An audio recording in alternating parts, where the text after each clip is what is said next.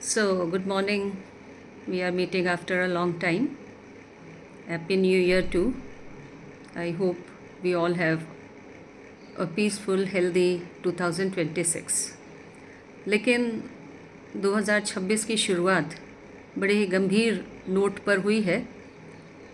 अमेरिकी राष्ट्रपति Donald Trump के द्वारा अमेरिका की जो पुरानी नीति है, मुनरो डॉक्ट्रिन और लॉन्ग स्टिक नीति, इन दोनों का पालन करते हुए उन्होंने वेनेजुएला पर हमला कर दिया और अचानक हुए इस हमले से पूरा विश्व स्तब्ध रह गया।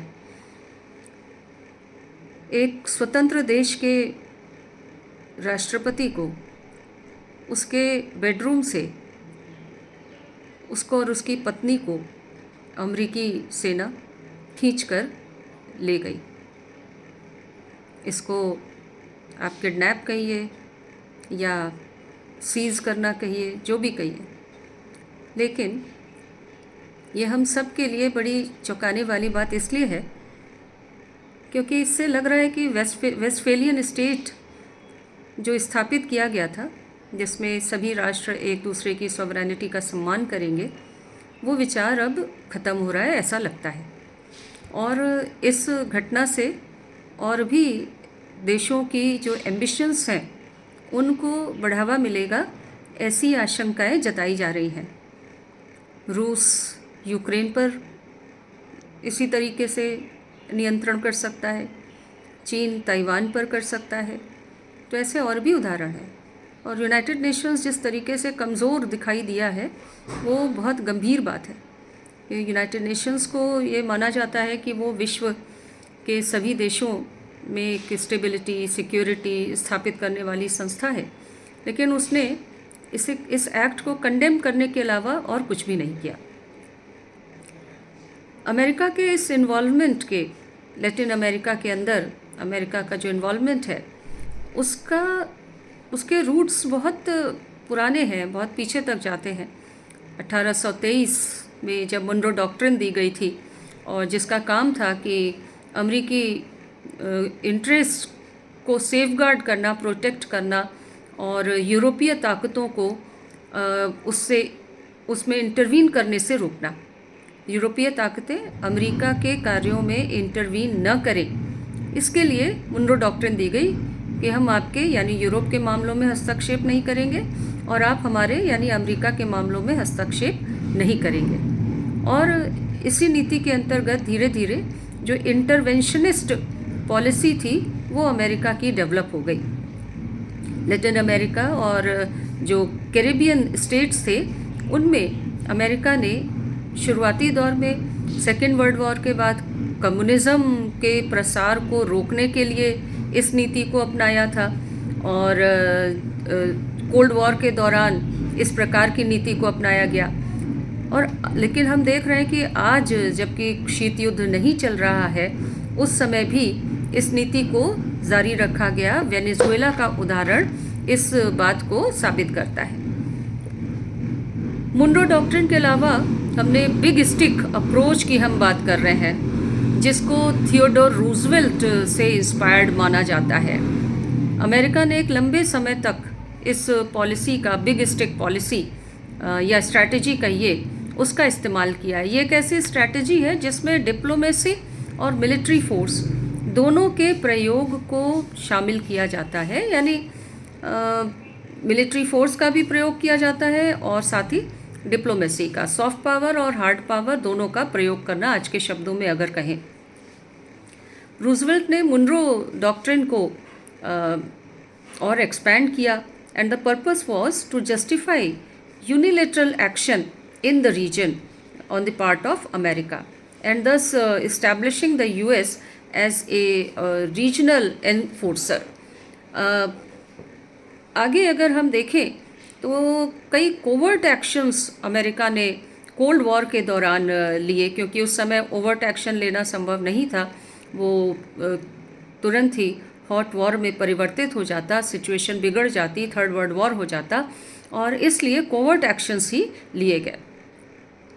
And these covert actions were focused on countering the Soviet influence. So by 1980s, we see that US involvement became more overt, often aligning with right-wing governments to prevent the spread of communism. जो दक्षिणपंथी दल थे उनके साथ America साठगांठ करता था, जिससे कि साम्यवादी जो विचारधारा है उसका प्रसार न हो सके।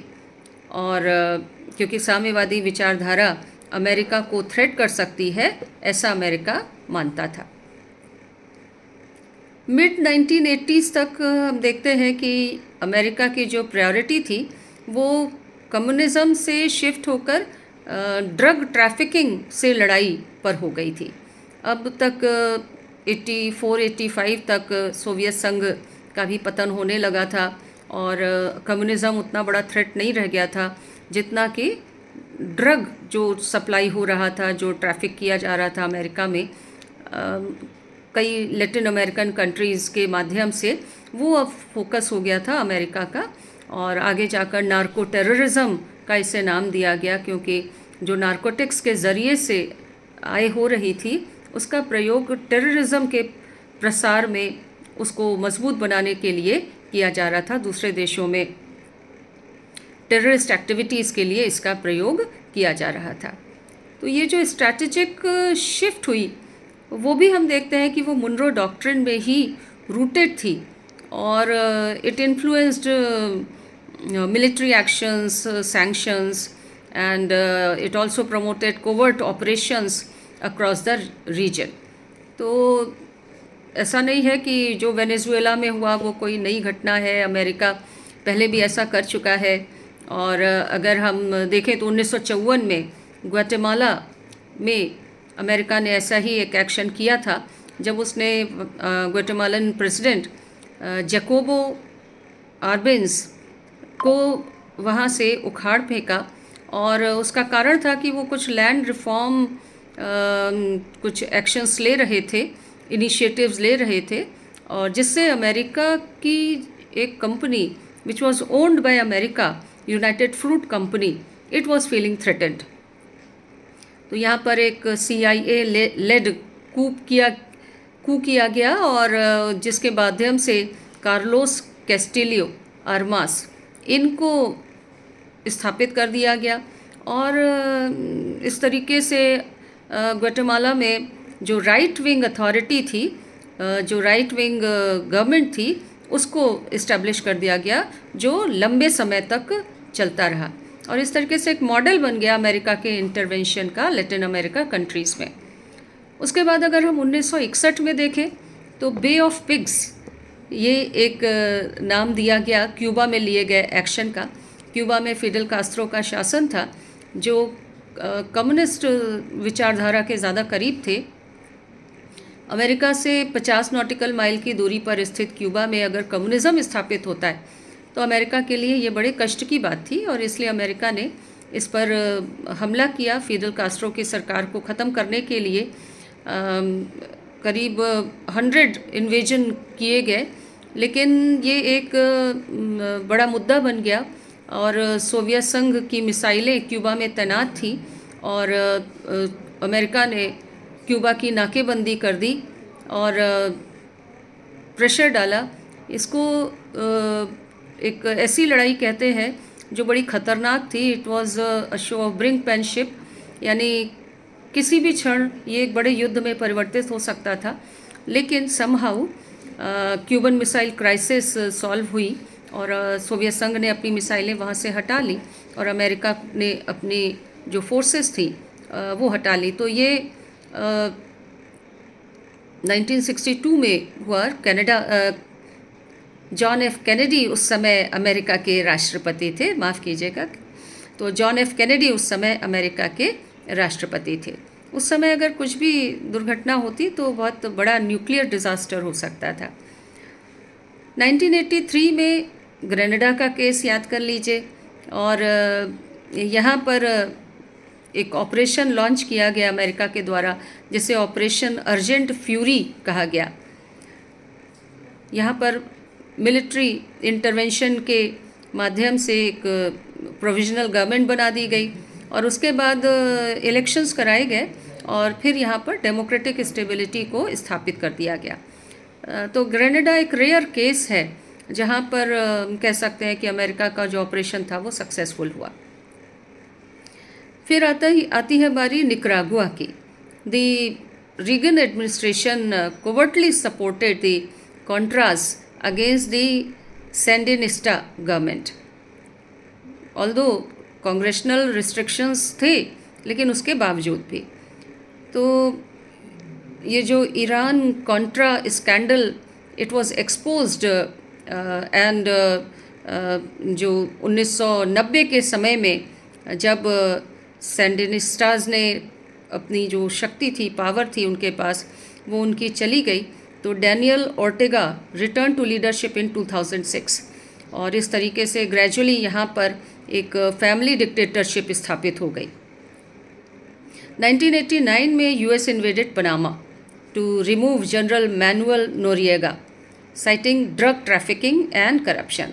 तो जो आज निकरागुआ वेनेजुएला के केस में अमेरिका कह रहा है, वही पनामा के केस में भी कहा गया और यहाँ पर ऑपरेशन चलाया गया, ऑपरेशन जस्ट कॉज।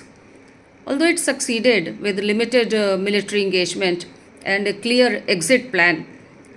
और पनामा में तब से डेमोक्रेसी स्थापित है और इकोनॉमिक ग्रोथ भी उसकी हो रही है। तो ये एक केस था 1989 का।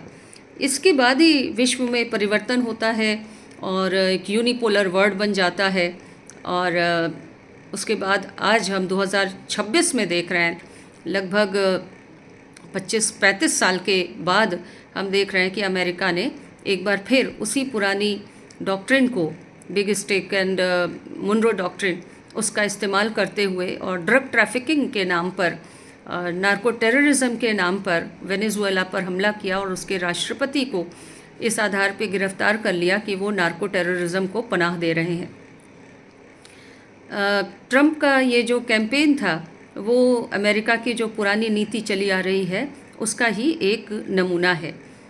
आप सभी काफ़ी कुछ इसके बारे में जानते हैं और ये कहा जा रहा है कि अमेरिका ने ये हमला ड्रग ट्रैफिकिंग या नार्को टेररिज्म से उबरने के लिए नहीं, बल्कि वेनेजुएला में जो तेल है, जो अमेरिका और सऊदी अरब के तेल से भी अधिक वहाँ पे भंडार है, उस पर नियंत्रण करने के लिए। क्योंकि हम सभी जानते हैं कि आज ऑयल को लिक्विड गोल्ड हम कहते हैं और अगर जिसका नियंत्रण ऑयल पर है उसका नियंत्रण विश्व पर है। और अभी तो पिछले 4 साल से ये लड़ाई जो ऑयल के लिए चल रही है, रूस यूक्रेन के बीच में, भारत पर दबाव डालना, टैरिफ इंक्रीज़ करना, ये सब दिखा रहा है कि अमेरिका तेल पर नियंत्रण, खनिज पदार्थों पर नियंत्रण चाहता है जिससे उसकी ताकत बढ़ सके। और उसके साथ ही साथ अमेरिकन राष्ट्रपति का ये कहना कि यूएस विल रन वेनेजुएला, ये गंभीर बात है और अमेरिका की जो इम्पीरियलिस्टिक पॉलिसी है उसको दिखाती है। Although America never had imperialistic desires, but now it seems that Trump is showing these instincts. ये उनके जो विचार हैं वो बड़े ख़तरनाक हैं। और भी उन्होंने कुछ क्लेम्स किए हैं, कुछ इंडिपेंडेंट स्टेट्स पर को वो कहते हैं कि उसको वो जल्दी ही अपने अधिकार में ले लेंगे। कुछ राष्ट्रपतियों को उन्होंने चैलेंज भी किया है, कोलंबिया का नाम भी है उसमें, क्यूबा भी उसमें शामिल हो गया है, ग्रीनलैंड भी है। तो ये बड़ी गंभीर स्थिति है और इसके पीछे जो इकोनॉमिक फैक्टर्स हैं उनको समझने की आवश्यकता है। कोई भी जो युद्ध होता है वो रिसोर्सेज के लिए होता है। आज पॉलिटिकल जो कंपटीशन है वो उतना नहीं है जितना इकोनॉमिक कॉन्फ्लिक्ट है और सभी राष्ट्र ये चाहते हैं कि वो ज़्यादा से ज़्यादा रिसोर्सेज को अपने नियंत्रण में कर सकें। तो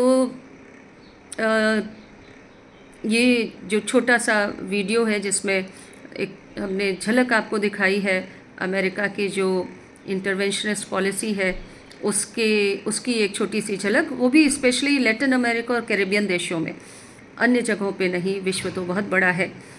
तो if you understand this history which is very crucial for evaluating contemporary foreign policy and its impact, then I hope that it will help you in understanding international relations of the contemporary world.